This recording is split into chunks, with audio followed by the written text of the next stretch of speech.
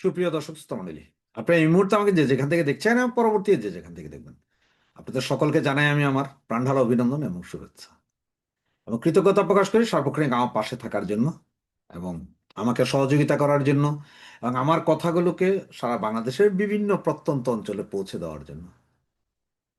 তো আপনি এতক্ষণে ব্যানার এবং হেডলাইন দেখে হয়তো চিন্তা করছেন যে আমি হঠাৎ করে এটা কি বললাম, হায় আওয়ামী লীগ, হায় আওয়ামী লীগ। হ্যাঁ, এটা কেন বললাম সেটা বোঝার জন্য আপনারা যারা ঢাকাতে বা চট্টগ্রামে আছেন, তারা যদি যে কোনো যে শিয়া, বাংলাদেশি শিয়া না, এটা উর্দু ভাষাভাষী বা হিন্দি ভাষাভাষী শিয়া কাউকে যদি জিজ্ঞেস করেন বা বলেন যে কথাটা, যে আকে ফাসে যা না সে হাই হুসেন হাই হুসেন, মানে এসে ফেসে গেছি যাইতে পারি নাই, হাই হোসেন হাই হোসেন, এটা যদি বলেন দেখবেন তারা খুব মনকষ্ট, ক্ষুণ্ণ, খুব মনকষ্ট পেয়েছে। তো এই কথাটা আমরা একসময় বলতাম, ওই শিয়া থেকে বলতাম এই জন্যই যে ওরা বলে যে আমরা আসলে কারবালার ময়দানে আমরা আসলে এই হাসান হোসেনকে মারার জন্য যাইনি, আমরা আসলে ওখানে গেছিলাম কিন্তু আমরা মারি নাই, মারছে তো এজিদের পুত্র, কিন্তু দোষটা আমাদের উপরে হয়ে গেল। তো এই কথার কারণে বলতাম, এই কথাটা যদি কারো জিজ্ঞেস করেন তাহলে বুঝবেন সেই কারণে আমি বলছি হাই আওয়ামী লীগ, হাই আওয়ামী লীগ। হাই আওয়ামী লীগ, হাই আওয়ামী লীগ কেন বললাম তার আগে আরেকটা সত্য ঘটনা যেটা এখন আপনারা সকলে জানেন। তারপরে এই যে দেখতেছেন না, ইরানের সাথে ইসরায়েল এবং আমেরিকার যেই সংঘর্ষটা হচ্ছে বা যুদ্ধ হচ্ছে, সেইটার মধ্যে এইটার আগে জাস্ট এক বছর আগে, গত বছর জুলাই তো 12 দিনের একটা যুদ্ধ হয়েছিল। সেই যুদ্ধে ইরানের প্রচুর ক্ষয়ক্ষতি হয়েছিল। তার কারণ হচ্ছে যে ওদের এয়ার ডিফেন্স সিস্টেম থেকে শুরু করে গোয়েন্দা তথ্য সব মোসাদের হাতে পৌঁছে যাচ্ছিল। আর এই মোসাদের হাতে যখন পৌঁছা শুরু করলো, কিভাবে গেল এইটা তদন্তের জন্য আইআরজিসির সবচেয়ে চৌকস 45 জন অফিসার দিয়ে একটা গ্রুপ করা হলো যে এরা কি করবে, শুধু মোসাদের গুপ্তচর, সিআই এর গুপ্তচরদেরকে ধরবে, ধরে সরাসরি ফাঁসি বা মাইরা ফেলো, কোনো বিচার আচার নাই, এরা গুপ্তচর।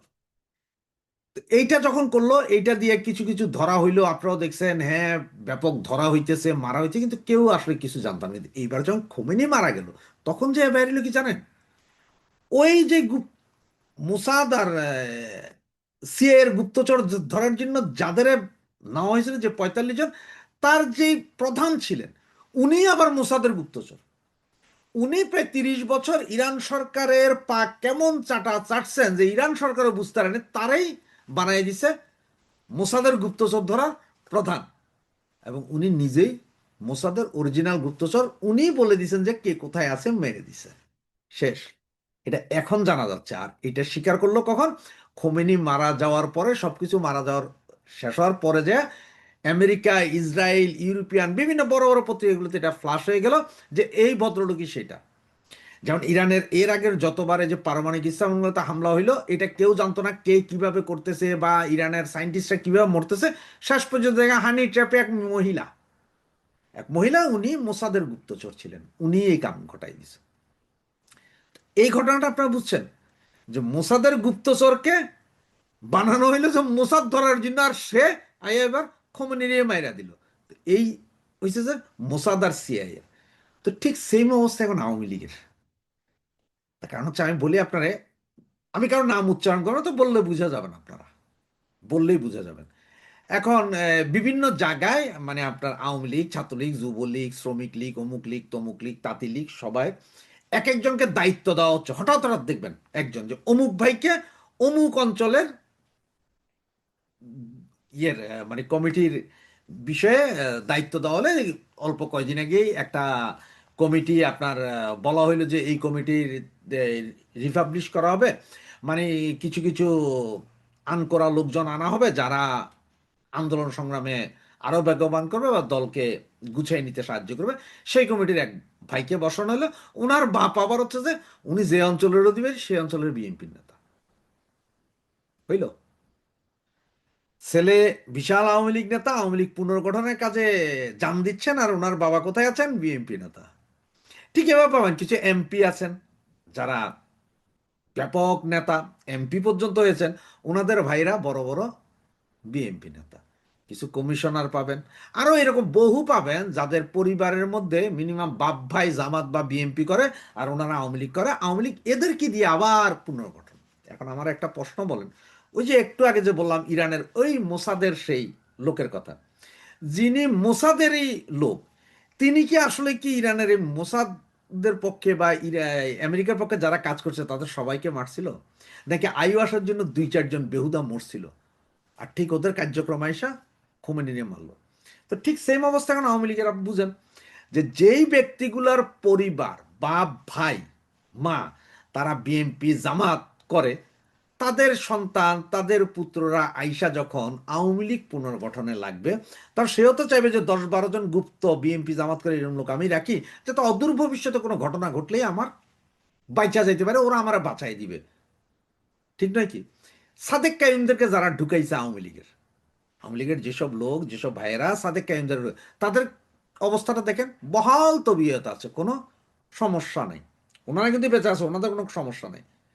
এই জন্য আমি যে বলি যে সবই খারাপ, না না না, লক্ষ কোটি ভালো লোক আছে। যেমন তৃণমূলের যেসব কর্মী ভাইয়েরা আছে, আমার ভাই বোনরা আছে, যারা এখনো বিভিন্ন জায়গায় মিছিল, মিটিং, এই ফেসবুক লেখালেখি সব করছেন, তাদের মধ্যে এই 2 নম্বরিটা নেই। 2 নম্বরটা খুব হাই লেভেল নেতাদের ভিতরে। তা আওয়ামী লীগ এখনো ওগুলারই চিহ্নিত করতে পারে নাই। যে আওয়ামী লীগ কেন এইটা বলতে পারে না যে এই নেতার মধ্যে এই কারাপশন আছে, এই নেতার বাপ অমুক, এই নেতার ভাই অমুক, এগুলোর একটু সাইড করো, এটা করতে পারে না। বরঞ্চ ওদেরকে আবার নতুন দায়িত্ব দেওয়া হচ্ছে, এই অঞ্চলের কমিটি গঠন করো, এই অঞ্চলে এই করো, যার কারণে আসলে কোনো কিছুই হচ্ছে না। এখন অনেকে আর বলতে পারে ভাই, ওই অমুক ভাইয়ের বাপ বিএমপি করে, অমুক ভাইয়ের ভাই বিএমপি করে, তাতে কি, ওনারা তো আমাদের পয়সা দিচ্ছে কিছু, ওনারা তো আমাদের ছেলে পেলেরে দিচ্ছে, ওনারা তো অমুকের ইয়ে নিয়েছে, যে মানে কষ্টে আছে, ওনার পড়ালেখার দায়িত্ব নিয়েছে, অমুক ছাত্রলীগের ভাই মারা গেছে, ওনার স্ত্রীর দায়িত্ব নিয়েছে। ভাই, এগুলো সব আইওয়াস। ওই যে আবারও বলি, ওই ইরানের কথাটা চিন্তা করেন, যেই মোসাদ্দের লোককে আইআরজিসির প্রধান বানান দেওয়া হইল, যার নেতৃত্বে মোসাদ ধরবে, সেই বেটাই মোসাদের এজেন্ট। তো হেও তো 2-4-5 জন ধরাই দিছে আর কি, যে এগুলো ছোটখাটো আছে, এগুলো ধরাই দাও, এগুলো ফিনিশ করো, কিন্তু বাকি সিস্টেম তো বাইচা যাবে। তো এই অবস্থা এখন আওয়ামী লীগের নেতারা বুঝতেছি কিনা জানি না, আমি বলবো না যে ওনারা বুঝে না, না ভাই, আমার চেয়ে বহু বুদ্ধিমান, ওনারা বুঝে। ওনারা জানে না যে আওয়ামী লীগের এখনকার যে ম্যাচটা বা এখনকার যে অবস্থানটা, এটা একরকম টেস্ট ক্রিকেট, এটা টি-20 ম্যাচ না। টি-20 ম্যাচ তো দেখছেন 20 ওভার বল করবে, ধাই ধাই মারতাছে। এর আগে ছিল ওয়ান ডে ম্যাচ, টি-20 অল্প কয়দিন, এর আগে ছিল ওয়ান ডে ম্যাচ, 50 ওভারের ম্যাচ, 35 ওভার পর্যন্ত ঠুকাইতো। এর পরের 15 ওভার, 5 ওভার পর্যন্ত মিডিয়াম রেঞ্জে মারতো, লাস্ট 10 ওভার উড়াইয়া মারতো। One day match. আরেকটা ছিল হচ্ছে টেস্ট ম্যাচ। টেস্ট ম্যাচটা অবশ্যই এখন খুব একটা দেখা যায় না। এক সময় দেখতাম ব্রায়ান লারা খেলতো টেস্ট ম্যাচ। 5 দিনের ম্যাচ, ঠুকাইতেই আছে, ঠুকাইতেই আছে, ঠুকাইতেই আছে। হায় রে অবস্থা!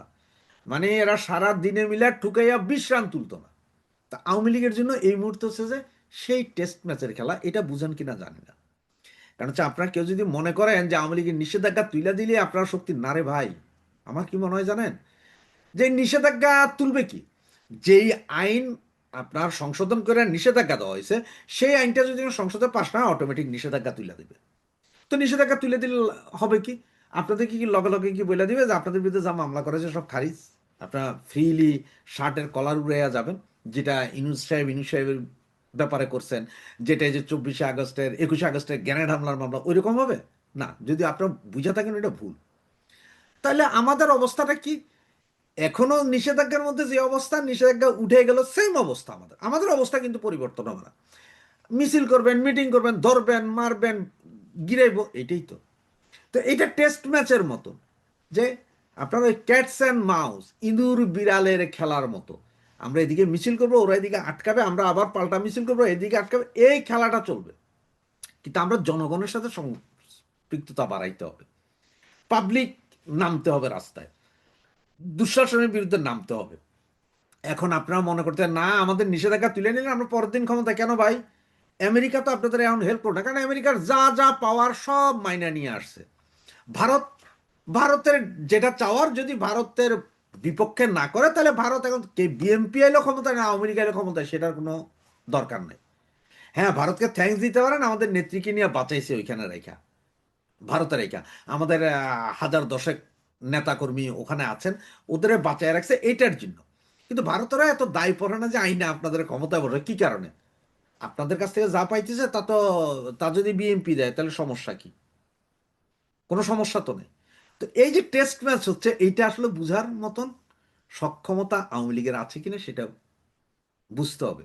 আর ওই সমস্ত নেতাদেরকে একটু সাইড করেন, যাদের পরিবারে ওই যে বাপ ভাই, অনেকে বলবে যে ভাই আমার বাবার সাথে সম্পর্ক নাই, আমার ভাইদের সাথে সম্পর্ক নাই, কিন্তু একই পাতে খায়, একই বিল্ডিং এ থাকে, একই নাস্তা করে, একই কমান্ড মানে, এরপরও এখন বললো যে নাই।